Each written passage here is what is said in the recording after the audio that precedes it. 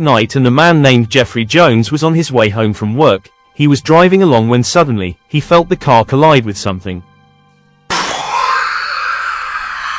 Oh my God, what was that?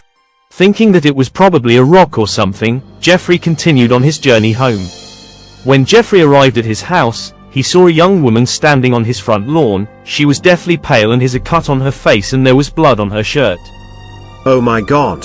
What happened to you? I was crossing the road when I was hit by a car and the driver drove off. Oh my God. That sounds awful. Come inside and I'll get you cleaned up, then I'll take you to the hospital to get you checked over. Jeffrey took the woman into his house and began to question her about the accident. Did you see who was driving the car? Because if you did, then you need to tell me so we can get the police involved. If they just drove off, you're lucky to be in one piece. Suddenly, to Jeffrey's confusion, the woman began to glare at him. She looked at him as though he had done something very, very dreadful. Are you okay? Did I upset you? The woman didn't say anything. She continued to glare at Jeffrey and he could not figure out why, but he simply put it down to her having a bad experience with her accident. Well, if you don't want to talk about the accident, I understand. I'll just get you cleaned up and then I'll call the hospital. Just get out and leave me alone. The woman melted suddenly. What was with her? Why was she being like this? He wondered. All he wanted was to help her. But you've been injured. You will need to go to the hospital to get checked over and I have no trouble taking you there. Just get out and leave me alone. I don't need a hospital. Knowing that she was obviously in distress, he decided to leave her alone for a little while so that she could calm down. I hope she'll calm down in a little while and let me take her to the hospital. Anyway, let's see what is on the news. When Jeffrey put on the news, he saw something very, very horrifying that it made his stomach turn.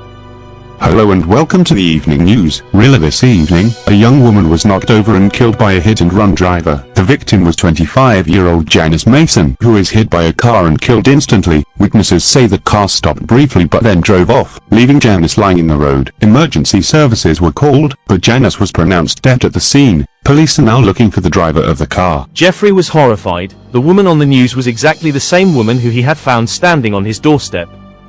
Oh my God.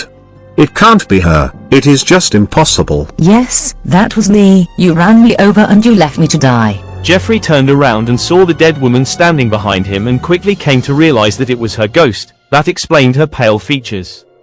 And the cut on her face and blood on her shirt were from the injuries she had suffered during the accident. Jeffrey was now beginning to understand why she was angry with him. Oh my God. I am so sorry. I didn't mean to hit you with my car and leave you to die. I am so sorry. You must go to the police and say it was you who ran me over and kill me. If you don't, I won't hurt you. Turn the selfie. And with that, the ghost vanished into thin air. Jeffrey eventually admitted to the police that he had run over and killed the young woman. He was sent to jail where he had to live with the guilt with what he had done. I can't go on living like this any longer. I cannot live with this guilt. Hello and welcome to the news. Hit-and-run driver Jeffrey Jones was found hanged in his cell after taking his own life. Jeffrey Jones was currently doing time in prison after he admitted to running over and killing 25-year-old Janice Mason and driving away from the scene. It is unknown as to why Mr. Jones claimed his own life, but police officers often heard him saying how he could no longer live with the guilt of what he had done.